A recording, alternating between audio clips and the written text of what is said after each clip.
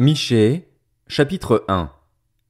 Parole de l'Éternel adressée à Michée de Moréchet durant les règnes de Jotham, Akaz et Ézéchias sur Juda, vision qu'il a eue sur Samarie et Jérusalem. Écoutez, vous, tous les peuples. Sois attentive, terre, avec ce que tu contiens. Que le Seigneur, l'Éternel, soit témoin contre vous, le Seigneur qui est dans le palais de sa sainteté. En effet, voici que l'Éternel sort de sa résidence. Il descend, il marche sur les hauteurs de la terre. Sous ses pas les montagnes s'effondrent, les vallées s'entr'ouvrent, comme la cire qui fond au feu, comme l'eau qui coule sur une pente. Et tout cela à cause de la révolte de Jacob, à cause des péchés de la communauté d'Israël. Quelle est la révolte de Jacob? N'est-ce pas Samarie? Quels sont les hauts lieux de Juda? N'est-ce pas Jérusalem? Je ferai de Samarie un tas de ruines dans les champs, un terrain pour planter de la vigne. Je ferai rouler ses pierres dans la vallée, je mettrai à nu ses fondations. Toutes ces sculptures sacrées seront brisées, tous ces salaires impurs seront livrés aux flammes, et je briserai toutes ces idoles. Rassemblées grâce au salaire de la prostitution, elles deviendront un salaire de prostitution. C'est pourquoi je pleurerai, je me lamenterai, je marcherai déchaussé et nu, je pousserai des cris comme le chacal et des gémissements comme l'autruche. En effet, sa plaie est douloureuse. Elle s'étend même à Juda. Elle pénètre jusqu'à la porte de mon peuple, jusqu'à Jérusalem. Ne l'annoncez pas dans Gath, ne pleurez surtout pas. Roulez-vous dans la poussière à Beth-Léaphra. Passe, habitante de Shaphir, dans la nudité et la honte. L'habitante de Tsaanan n'ose pas sortir, le deuil de Beth-Haïtsel vous prive de son abri. L'habitante de Maroth tremble pour son bien-être, car le malheur est venu de la part de l'Éternel jusqu'à la porte de Jérusalem. Attelle les coursiers à ton char, habitante de Lachis. Tu as été pour la fille de Sion une première cause de péché, car en toi on a trouvé les transgressions d'Israël. C'est pourquoi tu renonceras à Moréchet-Gath.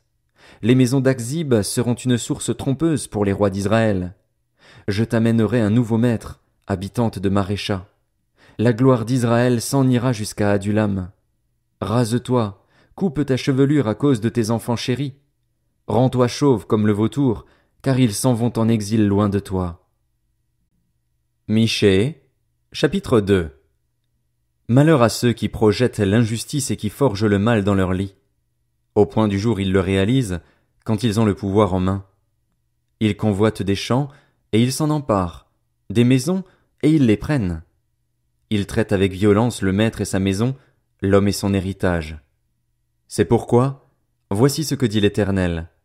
Je prépare contre ce peuple un malheur dont vous ne dégagerez pas votre cou, et vous ne marcherez pas la tête haute, car ces temps seront mauvais. Ce jour-là, on fera de vous le sujet d'un proverbe, on chantera une complainte, on dira « Nous sommes entièrement dévastés.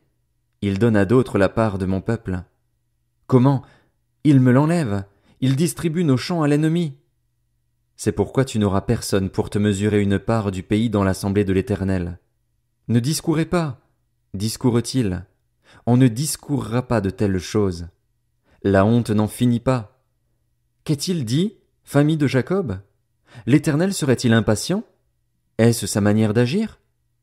Mes paroles ne sont-elles pas favorables à celui qui marche avec droiture? Depuis longtemps mon peuple se dresse comme un ennemi. Vous enlevez leur tenue à ceux qui passent en toute confiance en revenant de la guerre. Vous chassez des maisons qu'elles aiment, les femmes de mon peuple, vous enlevez pour toujours ma gloire à leurs enfants.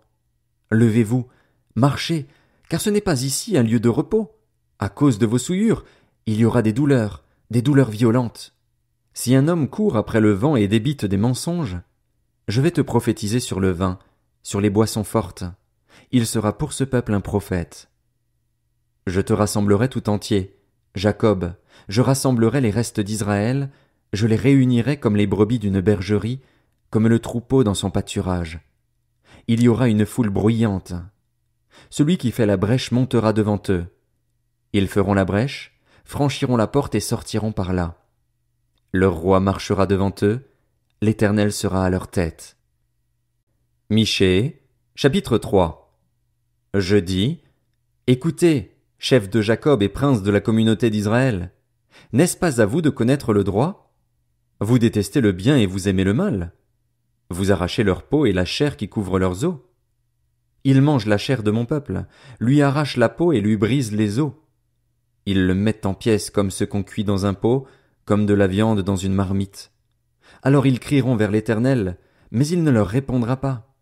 Il se cachera à eux à ce moment-là, parce qu'ils ont perverti leurs agissements. Voici ce que dit l'Éternel à propos des prophètes qui égarent mon peuple, qui annoncent la paix si leurs dents trouvent quelque chose à mordre et qui proclament la guerre si l'on ne met rien dans leur bouche. À cause de cela, la nuit tombera sur vous, et finit les visions. Ce seront les ténèbres, et finit les oracles. Le soleil se couchera sur ces prophètes, le jour s'obscurcira sur eux. Les voyants seront dans la honte, les devins rougiront, ils se couvriront tous la barbe, car Dieu ne répondra pas. Mais moi, je suis rempli de force, grâce à l'Esprit de l'Éternel, je suis rempli de justice et de courage pour faire connaître à Jacob sa révolte et à Israël son péché. Écoutez donc ceci, chef de la famille de Jacob et prince de la communauté d'Israël, vous qui avez en horreur la justice et qui tordez tout ce qui est droit, vous qui construisez Sion avec le sang et Jérusalem avec le crime. Ces chefs jugent pour des cadeaux, ces prêtres enseignent pour un salaire, ces prophètes prédisent l'avenir pour de l'argent, et ils osent s'appuyer sur l'Éternel en disant « L'Éternel n'est-il pas au milieu de nous ? Le malheur ne nous atteindra pas. » C'est pourquoi, à cause de vous, Sion sera labouré comme un champ, Jérusalem deviendra un tas de ruines, et le mont du temple une hauteur couverte de buissons. Michée, chapitre 4. Il arrivera, dans l'avenir, que la montagne de la maison de l'Éternel sera fondée au sommet des montagnes. Elle s'élèvera au-dessus des collines et des peuples y afflueront. Des nations s'y rendront en foule et diront « Venez, montons à la montagne de l'Éternel, à la maison du Dieu de Jacob. Il nous enseignera ses voies et nous marcherons dans ses sentiers. » En effet, c'est de Sion que sortira la loi, et de Jérusalem la parole de l'Éternel. Il sera le juge d'un grand nombre de peuples, l'arbitre de nations puissantes, lointaines. Celles-ci mettront en pièces leurs épées pour en faire des socs de charrues, et leurs lances pour en faire des serpes. Aucune nation ne prendra plus les armes contre une autre, et l'on n'apprendra plus à faire la guerre. Ils habiteront chacun au milieu de ses vignes et de ses figuiers, et il n'y aura personne pour les troubler, car la bouche de l'Éternel, le Maître de l'univers, a parlé. Tous les peuples marchent, chacun au nom de son Dieu, mais nous marcherons au nom de l'Éternel, notre Dieu, pour toujours et à perpétuité. Ce jour-là, déclare l'Éternel, je rassemblerai les boiteux, je réunirai ceux qui étaient chassés, ceux que j'avais maltraités. Des boiteux je ferai un reste, de ceux qui étaient chassés une nation puissante. L'Éternel régnera sur eux depuis le mont Sion, dès ce moment et pour toujours. Et toi, tour du troupeau, citadelle de Sion, à toi reviendra l'ancienne domination, la royauté qui appartenait à Jérusalem. Pourquoi maintenant pousses-tu des cris? N'as-tu pas de roi, plus de conseillers, pour que la douleur s'empare de toi comme d'une femme qui accouche? Fille de Sion, souffre et gémis comme une femme qui accouche, car maintenant tu sortiras de la ville, tu habiteras dans les champs et tu iras jusqu'à Babylone. Là tu seras délivré, c'est là que l'Éternel te libérera du pouvoir de tes ennemis. Maintenant de nombreuses nations se sont rassemblées contre toi. Qu'elles soient souillées, disent-elles, et que nos yeux contemplent la ruine de Sion. Mais elles ne connaissent pas les pensées de l'Éternel, elles ne comprennent pas son intention, elles ignorent qu'il les a rassemblées comme des gerbes dans l'air de battage. Fille de Sion, lève-toi et foule le grain. Je te ferai une corne de fer et des sabots de bronze, et tu écraseras des peuples nombreux. Tu consacreras leurs biens à l'Éternel, leurs richesses au Seigneur de toute la terre. Maintenant, ville de troupes, rassemble tes troupes. On nous assiège, à coups de bâton on frappe sur la joue le juge d'Israël. Michée, chapitre 5. Et toi, Bethléem Ephrata, qui est petite parmi les villes de Juda, de toi sortira pour moi celui qui dominera sur Israël et dont l'origine remonte loin dans le passé, à l'éternité.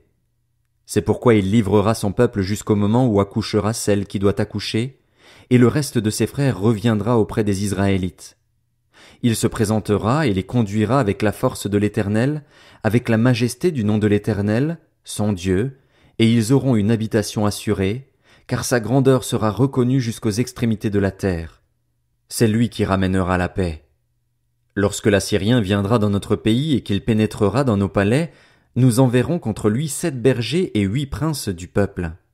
Ils conduiront avec l'épée le pays d'Assyrie et le pays de Nimrod à l'intérieur de ses portes. Il nous délivrera ainsi de l'Assyrien lorsqu'il viendra dans notre pays et qu'il pénétrera sur notre territoire. Le reste de Jacob sera, au milieu des peuples nombreux, pareil à une rosée qui vient de l'Éternel, pareil à des gouttes d'eau sur l'herbe.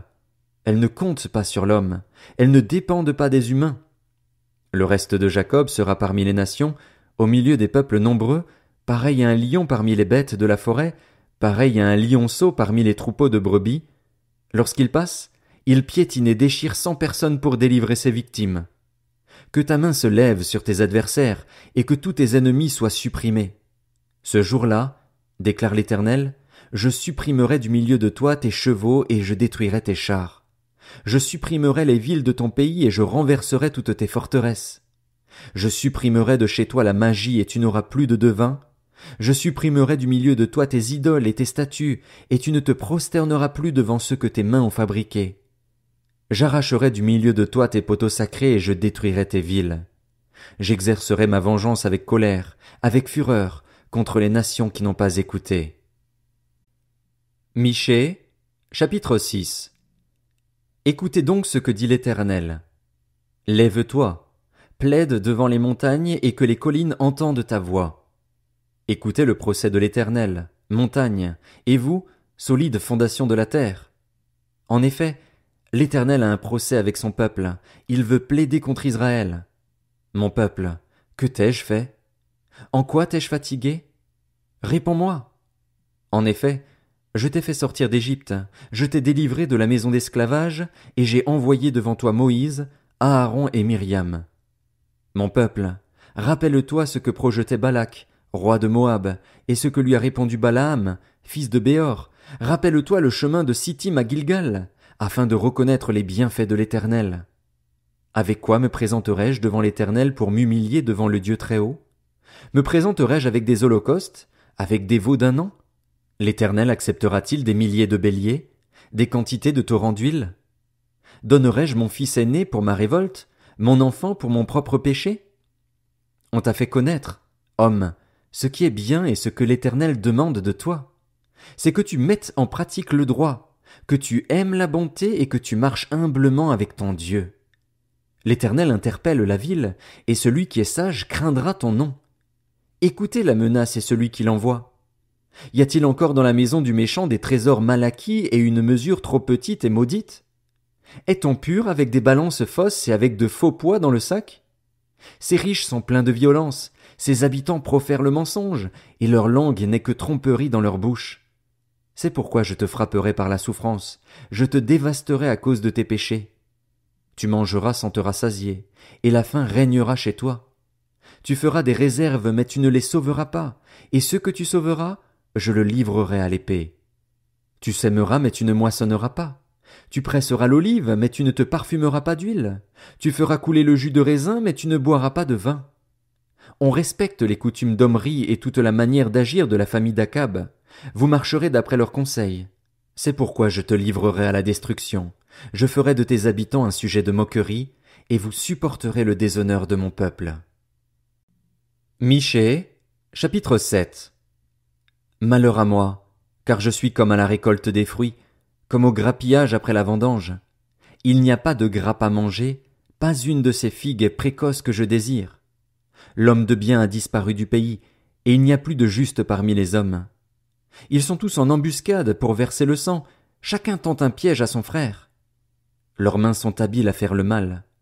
Le prince a des exigences, le juge réclame un salaire, le grand exprime ses désirs, et ils font ainsi cause commune. Le meilleur parmi eux est pareil à une ronce, le plus droit est pire qu'un buisson d'épines. Le jour annoncé par tes prophètes, le jour de ta punition approche. C'est alors qu'ils seront consternés. Ne crois pas un ami, ne te fie pas à un intime. Devant celle qui repose sur ta poitrine, garde-toi bien d'ouvrir la bouche, car le fils méprise le père, la fille se soulève contre sa mère, la belle-fille contre sa belle-mère. Chacun a pour ennemi les membres de sa famille. Mais moi, je regarderai vers l'Éternel, je mettrai mon espérance dans le Dieu de mon salut, mon Dieu m'exaucera.